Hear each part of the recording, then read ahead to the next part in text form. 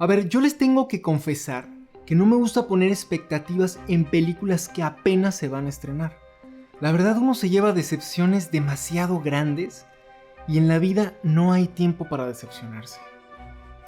Pero hay momentos en los que de verdad no puedo ocultar la emoción que siento de saber que un determinado proyecto se está llevando a cabo o que está próximo a estrenarse. Y en este caso quiero hablar sobre los 2 trailers que ya están disponibles de la nueva película del maestro Robert Eggers, Nosferatu, que se estrena el próximo 25 de diciembre y vaya que mis expectativas están gigantescas. De hecho, aquí huele a que en el Olimpo están cocinando una pechuga de ángel. Pero no nos adelantemos. A ver, Robert Eggers es un director que desde su primer película dejó clarísimo que iba en serio, dejando literalmente una huella permanente en la historia del cine. Y me refiero a esa joya de The Witch, La Bruja del 2015.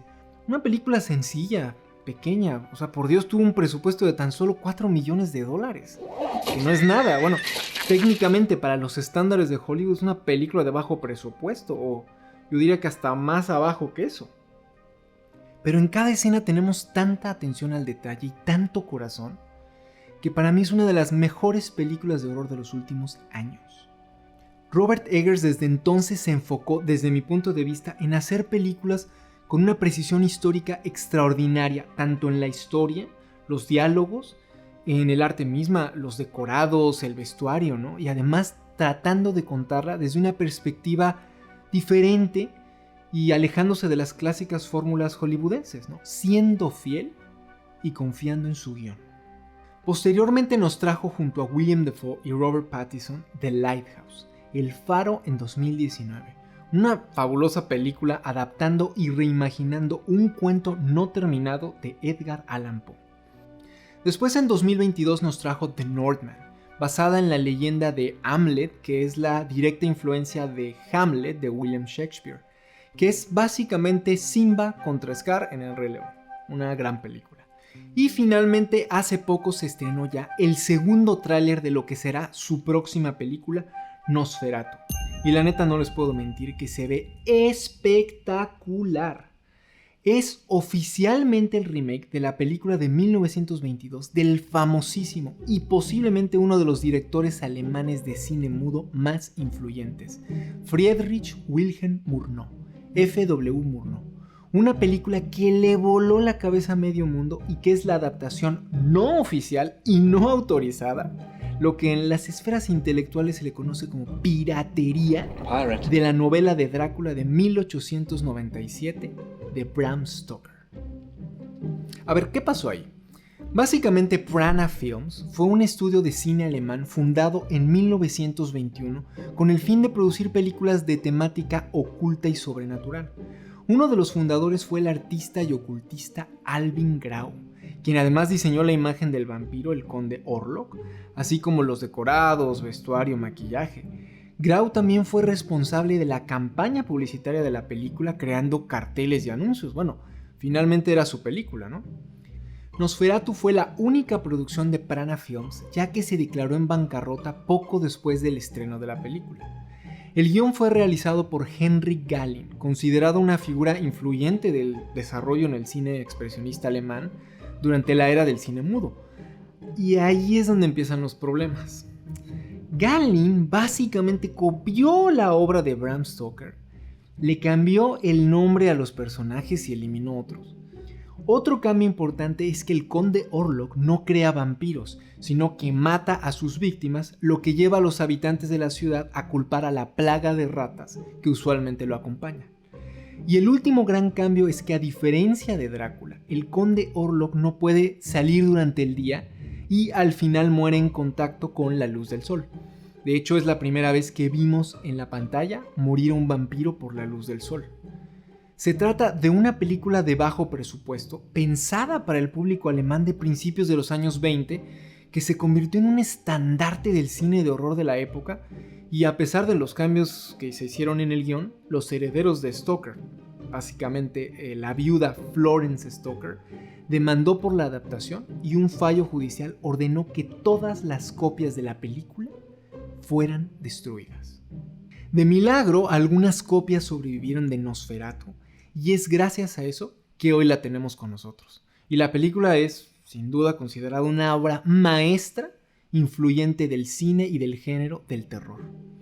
Entre algunos proyectos posteriores, vale la pena destacar una película llamada Shadow of the Vampire o La sombra del vampiro del año 2000. Esta cinta está protagonizada por John Malkovich en el papel del director F.W. Murnau y William Dafoe como el actor que interpreta al conde Orlok. La trama gira en torno al proceso de filmación de la película Nosferatu con un giro particular. El personaje de William Dafoe es presentado como si fuera un vampiro. Dafoe se sumerge completamente en el papel, actuando solo de noche y sin nunca abandonar su personaje. Es una película interesante, con actuaciones destacadas y creo que vale la pena mencionarla. Y finalmente en 1979 se estrenó Nosferatu the Vampire, Nosferatu el vampiro, dirigida por el maestro Werner Herzog. Esta versión está protagonizada por el fabuloso Klaus Kinski, del que yo soy súper fan, como el conde Drácula, e Isabella Adjani como Lucy Harker. A diferencia de la película de 1922, esta sí es una adaptación de la obra de Bram Stoker. En 1979, justo el día en que los derechos de autor de Drácula pasaron al dominio público, Herzog decidió llevar a cabo su versión actualizada del clásico alemán, rindiendo un verdadero homenaje al Nosferatu de Murnau, y ahora pudiendo utilizar los nombres originales de los personajes. Como dato curioso, Herzog filmó la secuencia de apertura en el Museo de las Momias de Guanajuato, en la ciudad de Guanajuato, México. Los cadáveres de las vitrinas donde normalmente se almacenan fueron sacados y apoyados contra una pared para filmarlos, disponiéndolos en una secuencia que iba desde la infancia hasta la vejez. Y de la misma manera en que un hueso se transforma en una nave espacial, nosotros saltamos de Guanajuato a Robert Eggers y su nueva adaptación de Nosferatu. En una entrevista, Eggers comentó que iba a hacer su segunda película, pero que por motivos fuera de su control no sucedió. También dijo, y lo cito: "Pasé tantos años y tanto tiempo, simplemente puse tanta sangre en ello, que sería una verdadera lástima si nunca llegara a suceder". Y para fortuna de él y de nosotros, sí sucedió. Vean esas imágenes. Del primer tráiler ya podemos definir quiénes son nuestros personajes. Tenemos el tema de las ratas presentes y por supuesto vean ese uso de la luz natural. Y lo que más me encantó, en el segundo tráiler, el vampiro entrando en la habitación y solo vemos la sombra en la cortina. Todo un clásico de las películas de vampiros que se ven espectacular. Y algo importante de mencionar es que el próximo 18 de octubre, ya en algunos días, se va a estrenar en Apple TV Nosferatu, A Symphony of Horror. Nosferatu, una sinfonía de horror. Otra adaptación que se supone será una copia escena por escena de la original de Murnau de 1922 y que no hay que confundir con la adaptación de Robert Eggers. Como sea, el próximo 25 de diciembre tenemos Nosferatu, la nueva película de Robert Eggers.